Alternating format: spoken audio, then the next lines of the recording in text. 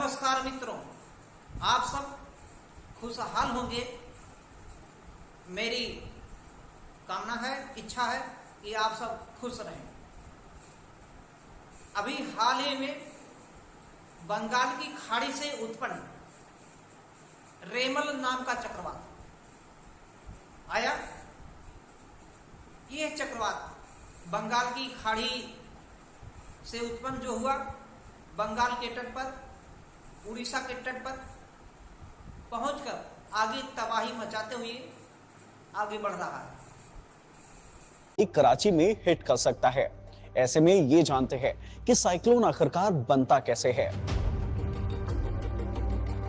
Environment scientist Roxy Matthew कोल बताते हैं कि जैसे जैसे समुद्र का टेम्परेचर बढ़ता जाता है, वैसे वैसे साइक्लोन के बनने का खतरा और बढ़ता जाता है। समुद्र के ऊपर गर्म हवाएं उठने लगती है और जब ठंडी हवा के साथ ये टकराती है तो इनके बीच प्रेशर तेजी से कम होने लगता है और ये दोनों ठंडी और गर्म हवा तेजी से चारों ओर घूमने लगती है और एक राउंड ऑफ सर्कल बना लेती है। ऐसे ही साइक्लोन बनता है।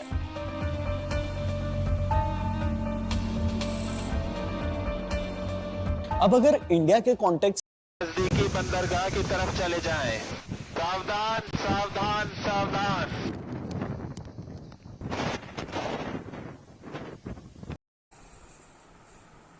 इस पर हम चर्चा करेंगे। चक्रवात चक्रवात होता क्या है, चक्रवात उत्पन्न कैसे होता है, इसके कारण को समझेंगे। इसका प्रभाव क्या पड़ता है, सकारात्मक प्रभाव या नकारात्मक प्रभाव, इसका दुष्परिणाम क्या निकलता है, और ये नाम जो रेमल नाम दिया गया है किस देश द्वारा दिया गया है और इसका अर्थ क्या होता है और क्यों दिया जाता है नाम। विभिन्न चक्रवातों पर चर्चा करेंगे और चक्रवात कितने प्रकार के होते हैं इस पर हम लोग देखते हैं। तो समय ना बर्बाद करते हुए हम देखेंगे चक्रवात क्या है। साइक्लोन जिसे हम लोग कहते हैं साइक्लोन, साइक्लोन मतलब होता है चक्रवात। साइक्लोन इसे कहते हैं चक्रवात। तो इसमें आप देख पा रहे होंगे जो चक्रवात है ये दो तरीके का होता है, एक उष्णकटिबंधीय चक्रवात और दूसरा शीतोष्ण चक्रवात। हम एकदम बेसिक से शुरू करते हैं। जो बिल्कुल नहीं जानते उनके लिए मैं बता रहा हूं और जो जानते हैं उनको भी एक्स्ट्रा ज्ञान दूंगा। जो यूपीएससी या पीसीएस के एग्जाम में आज के बदलते पैटर्न के आधार पर क्वेश्चन किस हिसाब से डिफिकल्ट बनते जा रहे हैं, क्वेश्चन का जो यूपीएससी का मेरिट है बहुत कम जा रहा है।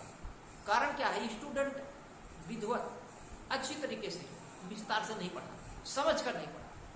इसीलिए आप बोर्ड पर न जाइएगा कि डिजिटल बोर्ड नहीं है, ज्ञान अर्जन करने से जाइए कि ज्ञान हमको अच्छे तरीके से हासिल करना है। तो चक्रवात में हम देखेंगे, चक्रवात में देखिए चक्र मतलब क्या होता है, चक्र एक सर्किल बन रहा है, एक गोला बन रहा है, एक सर्किल गोला बन रहा है। और वात मतलब क्या होता है, हवा, वायु। वायु मतलब चक्रवात मतलब क्या, वायु। वायु का मतलब होता है, वात का मतलब होता है वायु, विंड।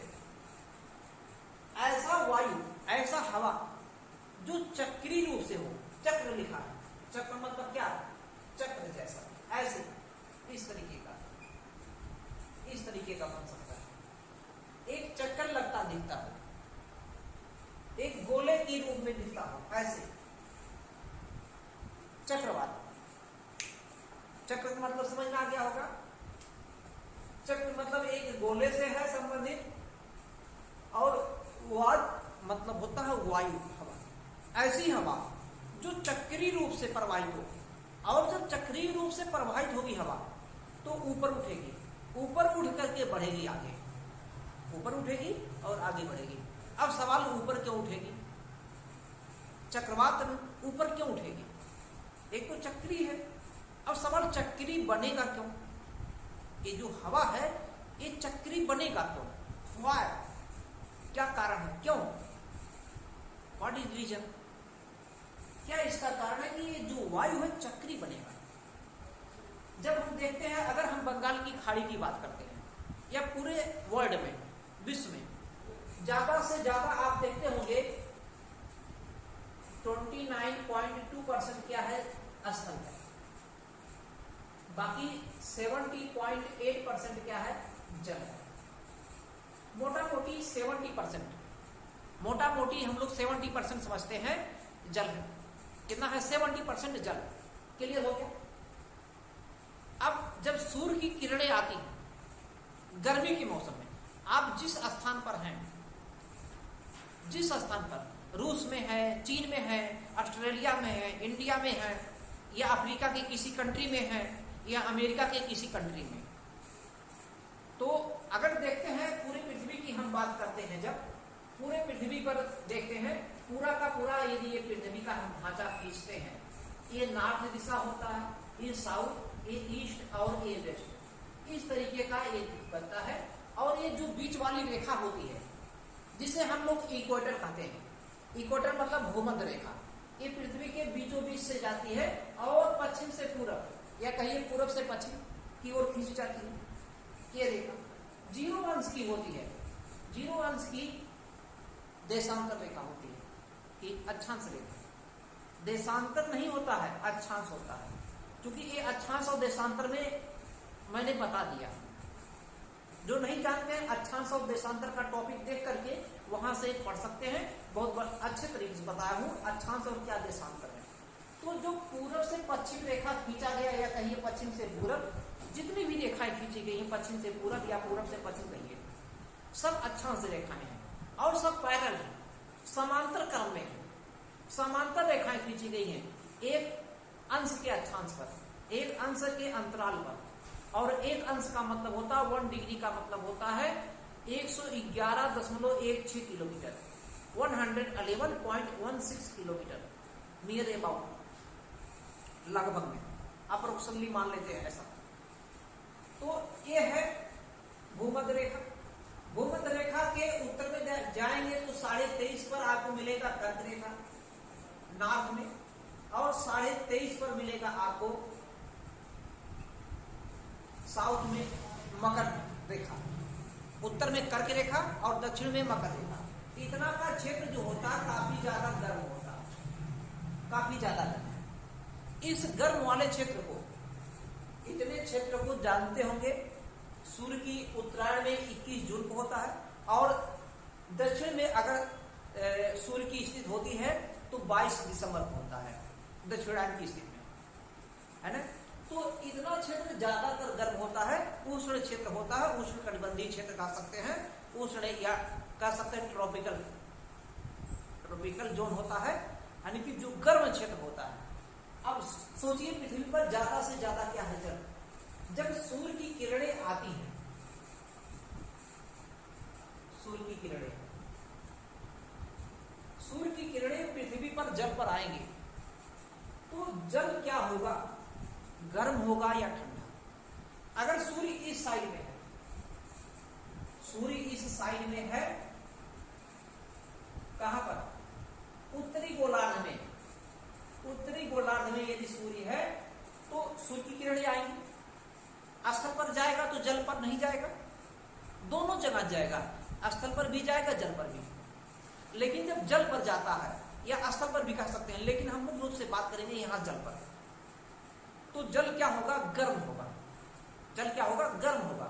और जब गर्म होगा तो भाप बनकर ऊपर उठेगा। जल के गर्म होने पर भाप बनकर ऊपर उठेगा। इसका मतलब क्या है? जब भाप बनकर ऊपर उठेगा तो जहां से जल ऊपर उठ रहा है तो वहां पर जल का कुछ मात्रा कम होगा। कम होने का मतलब क्या है? हवाएं ऊपर उठ रही है, हवा जल के गर्म होने से टेम्परेचर ज्यादा होगा, गर्म होगा, कुछ जल का जो भाप है ऊपर उठेगा, और भाप ऊपर उठने का मतलब वहां पे हवाएं भी ऊपर उठेंगी। और हवा का ऊपर उठने का मतलब क्या है? वहां इसका मतलब वायुमंडलीय दबाव कम है। भाई ऊपर हवा उठ रही है, भाप के साथ में गर्म हवाएं जो हैं ऊपर उठ रही हैं, इसका मतलब वायुमंडलीय दबाव कम वहां पर है। और वायुमंडलीय दबाव कम होने को हम लोग लो प्रेशर कहते हैं। लो प्रेशर, निम्न वायु दाब, क्या कहते हैं? लो प्रेशर, निम्न वायु दाब उसे कहते हैं। लो प्रेशर अर्थात निम्न वायु दाब, क्योंकि वहां पे हवाएं ऊपर गर्म होकर के ऊपर उठती हैं जब सूर्य उत्तरायण होता है। उत्तर के साइड में होता है उत्तरायण, दक्षिण के साइड में हो जाएगा सूर्य दक्षिणायन। क्लियर हो गया? उत्तर जाए या दक्षिण, सूर्य उत्तर जा रहा है, उत्तर में गर्म होगा, दक्षिण में आएगा, दक्षिण में गर्म होगा। और गर्म होने से जो जल का सतह है समुद्र में, वो गर्म होकर भाप ऊपर उठेगा। भाप ऊपर उठने का मतलब उसके इर्द गिर्द का जो हवाएं हैं वो भी ऊपर उठेंगी। और हवाएं जब ऊपर उठेंगी तो इसका मतलब यहाँ से हवाएं यदि ऊपर उठ रही हैं यहाँ से, इसका मतलब यहाँ का जो स्थान है रिक्त हो जाएगा। क्या हो जाएगा? रिक्त हो जाएगा। यहाँ का स्थान जो होगा रिक्त हो जाएगा। और जैसे यहाँ का स्थान रिक्त होगा, इर्द गिर्द की हवाएं क्या होगी? उसका स्थान ग्रहण कर लेंगी। लेकिन इर्द गिर्द की जो हवाएं हैं, जो चारों ओर की हवाएं हैं, उसकी तुलना में कुछ ठंड होगी। यहाँ पे गर्म हो रहा है, ये थोड़ा क्षेत्र नहीं होता है, लगभग 50 किलोमीटर का क्षेत्र होता है जो क्षेत्र गर्म होता है। हवा लगभग में नियर अबाउट माना जाता है 50 से ज्यादा भी हो सकता है। लगभग 50 किलोमीटर में लगभग ये गर्म हवाएं होती है, ऊपर उठेगा। लेकिन उसकी तुलना में इर्द गिर्द की हवाएं जो होती है, चारों ओर की हवाएं कुछ ठंडी होती हैं तुलनात्मक रूप में। ठंड होने का मतलब वहां पे वायु का दबाव जो है कुछ ज्यादा है तुलना रूप में। यहाँ का हवा ऊपर उठ रहा है, इसका मतलब वायु का दबाव कम है। हवा ऊपर उठ रही, इसका मतलब वायुमंडलीय दबाव कम है, इसका मतलब हवा ऊपर उठ रहा है, इसका मतलब लो प्रेशर। और इसकी तुलना में यहाँ पे कुछ ठंड रहेगा, इसका मतलब ऊपर का हवा, नीचे का हवा जो है, वायु जो है, ये ऊपर नहीं उठ पा रहा है, जलवाष्प ऊपर नहीं उठ रहा है, इसका मतलब वायुमंडलीय दबाव कुछ ज्यादा है। वायुमंडलीय दबाव कुछ ज्यादा होने का मतलब क्या है? यहाँ पर क्या बनता है? High pressure. क्या बनता है? हाई प्रेशर, उच्च वायु दाब बनता है। क्लियर हो गया? ये उच्च वायु दाब। अब यहाँ पर जब हवाएं ऊपर उठेंगी, हवा ऊपर उठेगा तो ये स्थान रिक्त होगा। और जब रिक्त होगा तो ये हवाएं जो कुछ ठंडी हैं, ये इनका स्थान ग्रहण कर लेगी। इनका स्थान क्या कर लेंगी? ग्रहण कर लेगी। और इस तरीके का एक चक्रवात बनते हुए ये ऊपर उठेगा। एक ठंड हवाएं जब इसका स्थान यहाँ पर आएगा, ये भी गर्म होगा, ऐसे ऊपर उठता रहेगा। और इसमें इस तरीके का, चूंकि ये ग्रहण जो हवाएं कर रही हैं, चूंकि पृथ्वी पर अगर देखेंगे हवाएं, वायु जो है, पवने, विंड जिसे कहते हैं, वो मुख्य रूप से 3 प्रकार की, जिसमें एक पूर्वा पवन है। इसी पूर्वा पवन को हम लोग व्यापारिक पवन भी कहते हैं। व्यापारिक पवन अर्थात पूर्वा पवन, इसका जो दिशा होता है पूरब से पश्चिम की ओर होता है, लेकिन पूर्णतः पूरब से पश्चिम नहीं होता है। अगर यहां पर बात करेंगे तो ये देख रहे हैं इस तरीके की इसका वेग होता है, इस तरीके का हवा का दिशा होता है, यानी कि उत्तर पूरब से लेकर के दक्षिण पश्चिम की ओर होता है। उत्तरी गोलार्ध में, दक्षिणी गोलार्ध में देखेंगे ऐसे होता है पूर्वा पवन का दिशा, इस तरीके का, यानी कि दक्षिण पूर्व से लेकर उत्तर पश्चिम की ओर होता है। ये यहां तक सबके समझ में आ गए? और ये जब हवाएं ऐसे, इसका मतलब सीधा सीधा नहीं होता, कुछ घूम के आते हैं, तो ये जो हवाएं होती हैं, जब इसका उच्च वायु दाब वाला हवा वायु निम्न दाब वाले का स्थान ग्रहण करेगी, तो क्या होगा? ये ऊपर उठेगा, उसमें एक चक्री प्रवाह हो जाता है।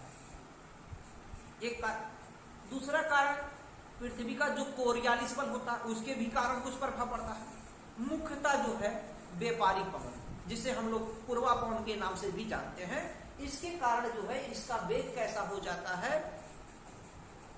चक्री रूप में होकर के आगे बढ़ता है। क्योंकि ये हवाएं जो है आगे इस साइड में पूरब से पश्चिम की ओर ढकेलती जाती है, तो चक्री होगा। चक्री का मतलब एक गोले के रूप में हवा ऊपर उठेगा, गर्म हवा, और उसका स्थान ये ठंडी हवाएं, एक गर्म ऊपर उठ रहा, इसका स्थान ठंडी हवाएं ऐसे ऊपर उठ करके ऊपर चली जाएगी, फिर ऐसे बढ़ता रहेगा, ऐसे प्रक्रम। और एक चक्र में ऐसे उठता जाएगा, इसका एक वीडियो आप देख सकते हैं, कैसे है वीडियो, इस तरीके का हम लोग वीडियो देखते हैं। और यही हाल दक्षिण चौबीस परगना, हावड़ा, ये तीन जो हैं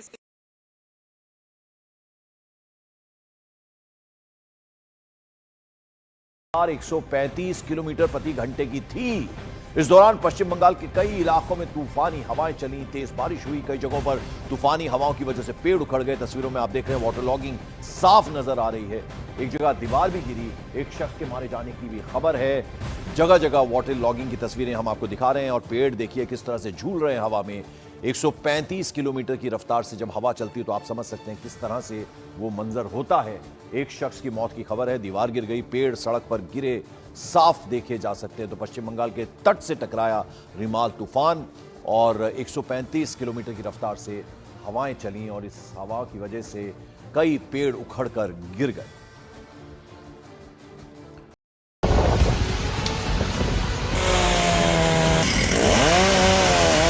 जुड़ी हुई बड़ी खबर आ रही है, भले ही रिमाल तूफान गुजर गया है लेकिन मौसम विभाग ने अलर्ट जारी किया है।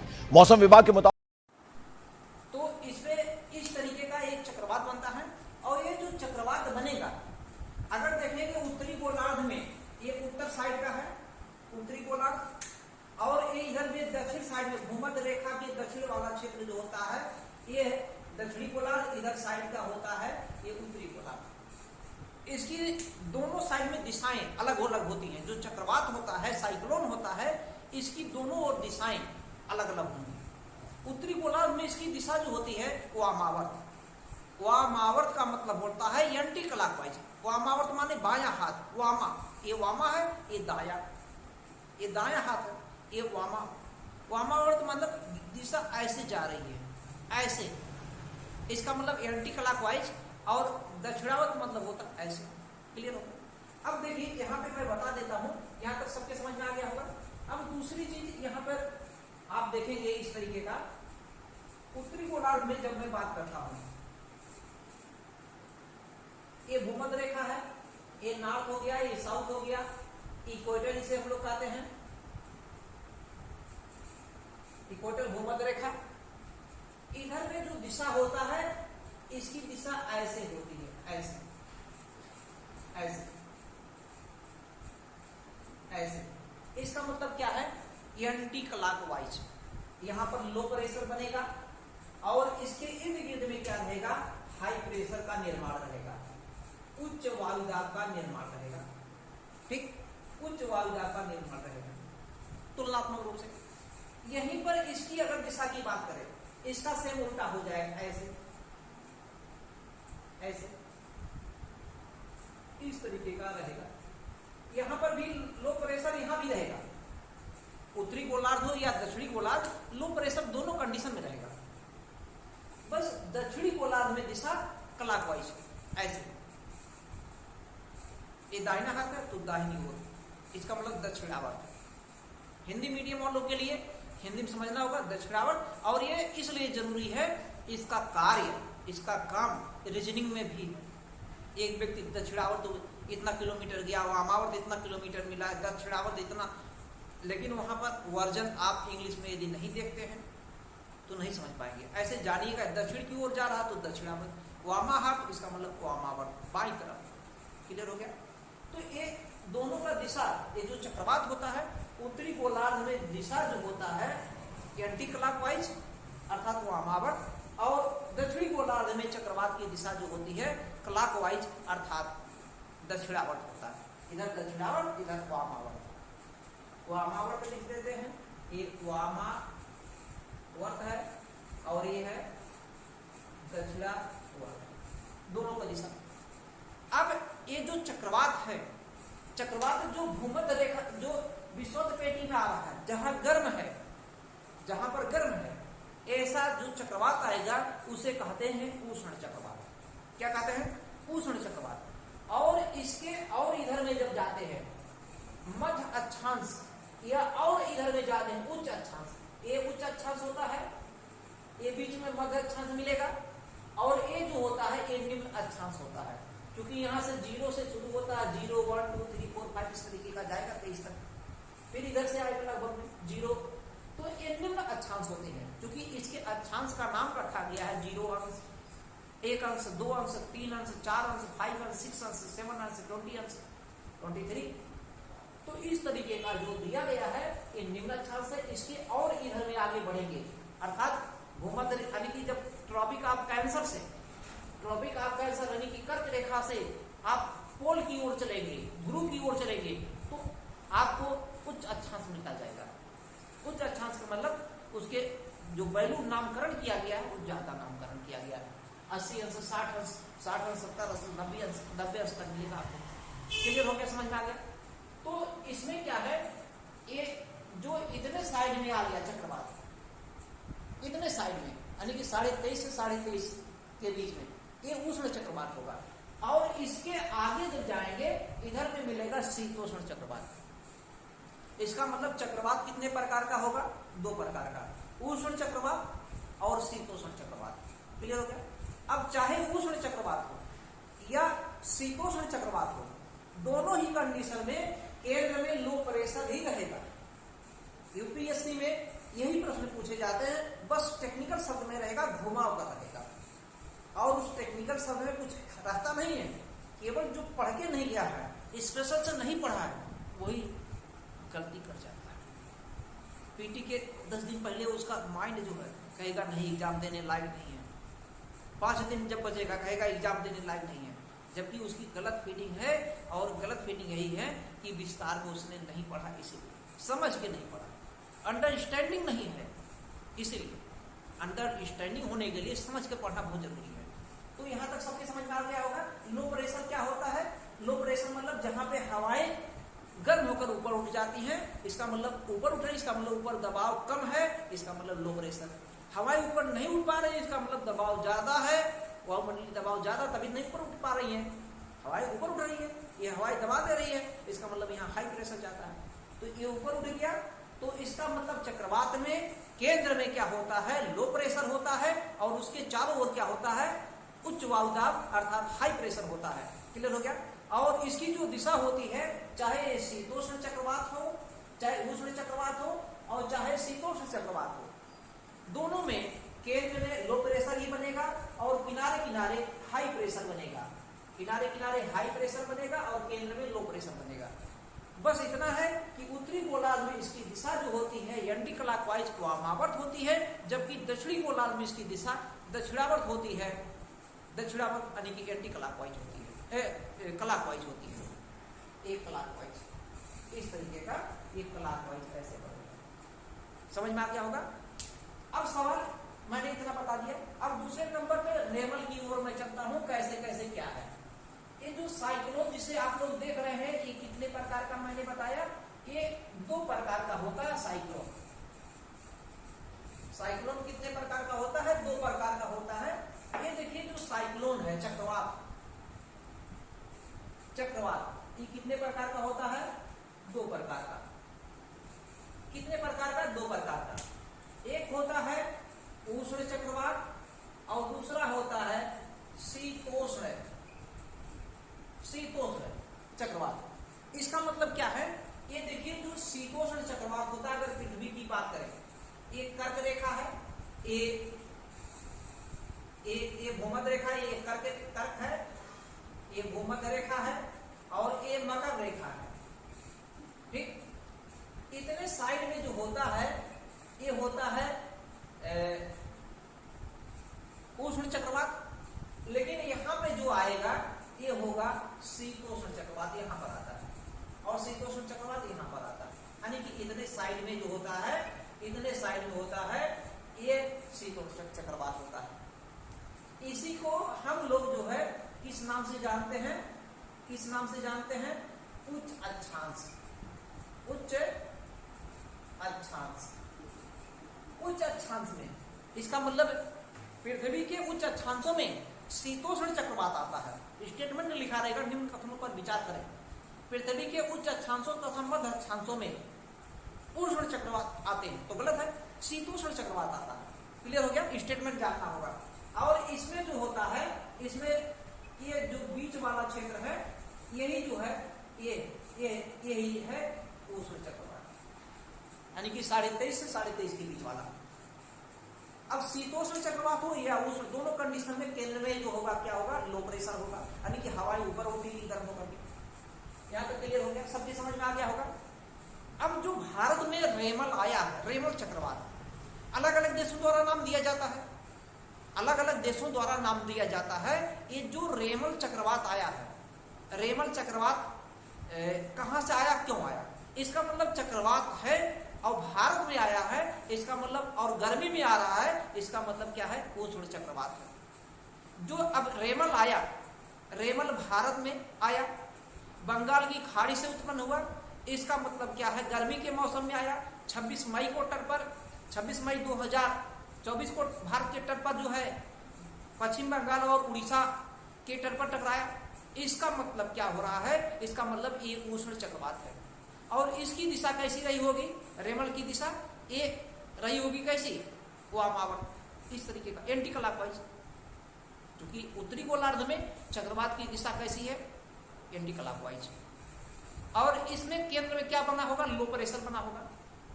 अब सवाल यहाँ पे हम लोग देखते हैं इस तरीके का, ये सब ढांचा समझ में आ गया होगा। समझ में आ गया होगा कितने प्रकार का है, 2 तरीके का है, शीतोष्ण और दूसरा कौन सा है, उष्ण चक्रवात। अब हम देखते हैं इंडिया में, ये है बंगाल की खाड़ी, बे ऑफ बंगाल, बंगाल की खाड़ी।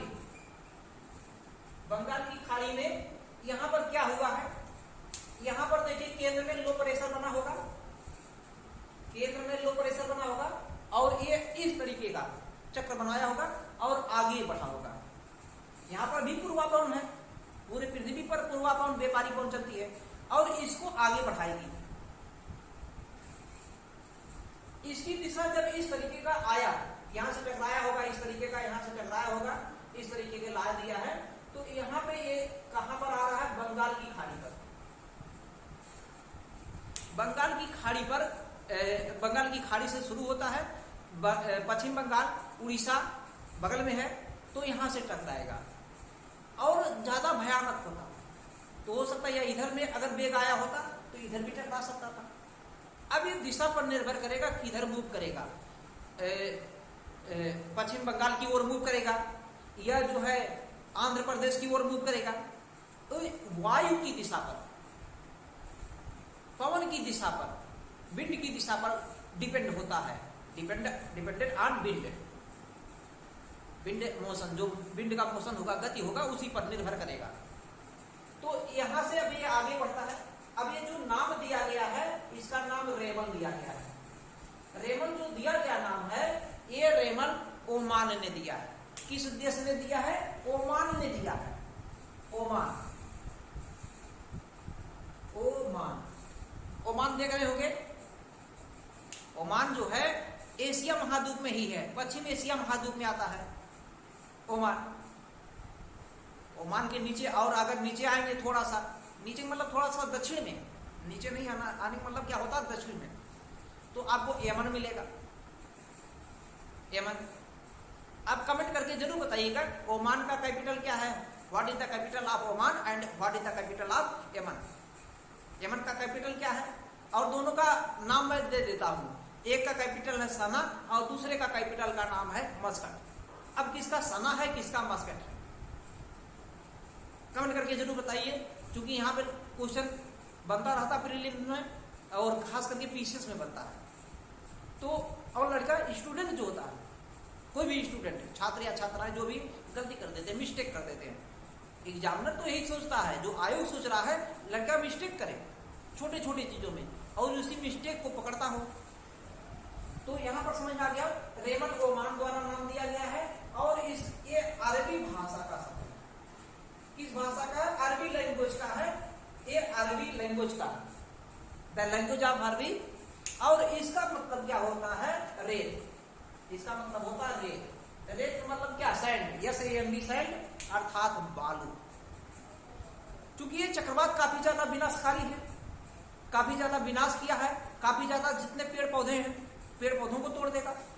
काफी ज्यादा जब पेड़ पौधे टूटेंगे, तार भी टूटेगा, तार बाधित होगा। तार मतलब इलेक्ट्रिक तार, तार जो होगा इलेक्ट्रिक तार मतलब बिजली, विद्युत प्रभावित होगा, इलेक्ट्रिसिटी प्रभावित होगा। इलेक्ट्रिसिटी के अलावा जान माल का नुकसान, सड़कों को नुकसान, कच्ची सड़कों को तो और नुकसान करेगा, मोटर गाड़ियों को नुकसान, आवागमन को, खाद्य सामग्री को नुकसान,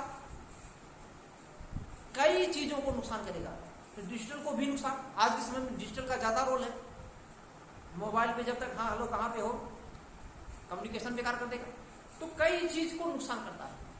यही इतना नहीं, लॉ एंड ऑर्डर को, कानून व्यवस्था को नुकसान पहुंचाता है, प्रत्यक्ष रूप से और कुछ अप्रत्यक्ष रूप से।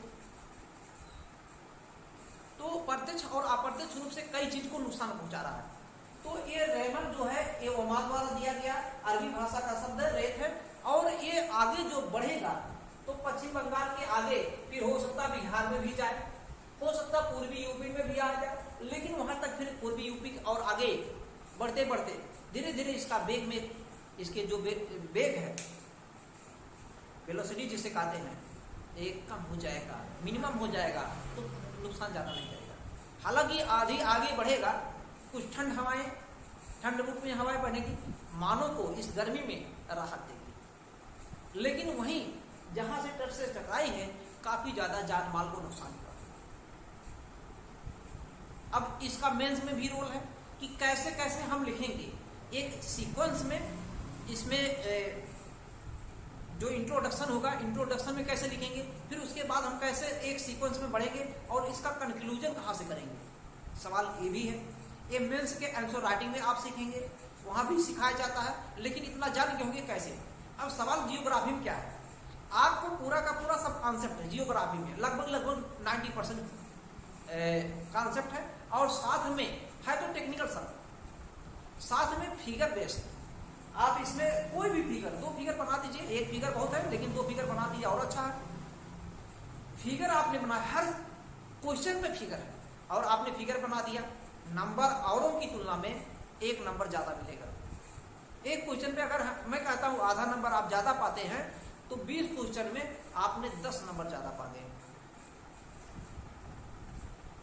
एक क्वेश्चन पे 1 नंबर अगर ज्यादा पाए और की तुलना में, तो 20 क्वेश्चन पे 20 नंबर ज्यादा। एक ही पेपर में 20 नंबर ज्यादा होने का मतलब समझ रहे हैं। और भी क्वेश्चन में ऐसे आप करेंगे, हल कर सकते हैं। तो और आपका रोल जो है कोई रोक नहीं पाएगा आईएएस बनने से। यूपीएससी आईएएस बनाने के लिए तो बैठी ही है, वो तो देखना चाहती है किसके पास समझ है, समझदारी है। अब इसका सवाल प्रशासन में रोल कहाँ है। जब एक आप आईएएस अधिकारी बनते हैं, अगर इसके बारे में आप नहीं जान रहे हैं क्या है क्या नहीं, और इसमें आपको कुछ साइंस का भी जानकारी नहीं है, तो आप आपदा प्रबंधन में कैसे निपटेंगे, आपदा प्रबंधन कैसे मेंटेन करेंगे। अब यहां पर पहले से अलर्ट कर दिया जाता है, डीएम को पता चलेगा। मौसम सूचना विभाग है, आईएमडी सूचना विभाग, ये तुरंत एनडीआरएफ जो आपदा प्रबंधन का है, और से इसका अब देखिए यहीं पे यूपीएससी की तैयारी करने वालों को मालूम हो जाना चाहिए, जो आपदा प्रबंधन का मेन होता है, जो अध्यक्ष बनता है, प्राइम मिनिस्टर ऑफ इंडिया होता है। जो भी प्राइम मिनिस्टर ऑफ इंडिया रहेगा पदेन होगा। वो इथिक्स क्या नाम है, पॉलिटी में आपको क्लास में मिलता है, लेकिन इतना तो जो यूपीएससी की तैयारी किया इतना तो जानकारी रखता ही है। समझ में आ रहा है हमारी बात समझ में आ रहा है ना। Have you any problem, you can ask to me by phone number, understand, okay. तो यहां तक सबके समझ में आ गया होगा ये रेमल क्या है, यहां तक। अब ये जो चक्रवात बना है, क्या चक्रवात में बरसात होता है कि नहीं? चक्रवात में बरसात होगा, आंधी भी आएगा, लेकिन इसमें चक्रवात में एक चक्रवात की आंख शब्द मिलता है, जहां से ये आपने देखा था, जहां से ये गर्म हवाएं चली थी, इस तरीके का, जहां से ये लो प्रेशर बना है, ये ऊपर उठेगा, इस तरीके के ऊपर उठकर जाएगा, और ये अपने साथ संघनन, धूलगढ़ जो लाया है, जलवाष्प लाया है, इसका संघनन होगा, और संघनन अगर 100% है तभी बादल का निर्माण बनेगा। और बादल किस प्रकार का बन रहा है, कपासी बादल बन रहा है, पच्छाप बादल बन रहा है, या अस्थरी बादल बन रहा है, बादल पर भी निर्भर करता है। पच्छाप बादल बन गया तो इसका मतलब बरसात नहीं हो रहा है, इसका मतलब ऊपर चक्रवात के आगमन का, एंटी साइक्लोन के आगमन का सूचक है, इसका मतलब बादल पर भी निर्भर करता है। अब यहाँ से ये हवाएं इधर आ जाएंगी, इधर साइड में, तो इतने क्षेत्र में जो देखेंगे जहां से ये चक्रवात लो प्रेशर है, इतने क्षेत्र में बादल नहीं बनता है। इतने क्षेत्र में बादल नहीं बनेगा, और जहां बादल नहीं बनता है वहां भी बरसात नहीं होगा। इसका मतलब ये लो प्रेशर का जो ऊपर वाला क्षेत्र होता है, लगभग 50 किलोमीटर का रेंज जो दायरा होता है, एक अप्रोक्सीमेटली मान रहे हैं, नियर अबाउट में मान रहे हैं, लगभग में ये इतने क्षेत्र में बादल नहीं बनता है। इसी क्षेत्र को हम लोग जो है चक्रवात की आंख कहते हैं, चक्रवात की आंख, eyes of cyclone, eyes of cyclone. लेकिन इसके इर्द गिर्द ये जो चारों ओर क्षेत्र है, इधर में बादल का निर्माण कर देगा, बादल का निर्माण करेगा और बरसात के रूप में ये हो जाएगा। क्लियर हो गया? और ध्यान देने की बात यह है कि एक चक्रवात के बाद एक प्रति चक्रवात एंटी साइक्लोन भी आता है। इसीलिए इसका चक्रवात में यूपीएससी में या पीसीएस में ये चक्रवात क्यों पूछा जाता है, ये जियोग्राफी का ये शब्द क्यों रखा गया, ताकि आप प्रशासन में यदि जान रहे हैं साइक्लोन क्या है क्या नहीं है, कैसे क्या करना है, कैसे आपका प्रबंधन में निपटेंगे, तो तभी आप अच्छे एक गुड एडमिनिस्ट्रेटर के रूप में, गुड एडमिनिस्ट्रेटिव के रूप में आ सकते हैं। भारत को सशक्त भारत, विकसित भारत के रूप में ला सकते हैं।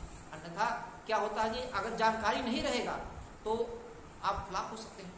इसीलिए पहले से टेस्ट, प्री मेंस इंटरव्यू, ताकि आयोग एक अच्छे गुड एडमिनिस्ट्रेटिव दे सके, अच्छे प्रशासक दे सके, इसीलिए इसका रोल है।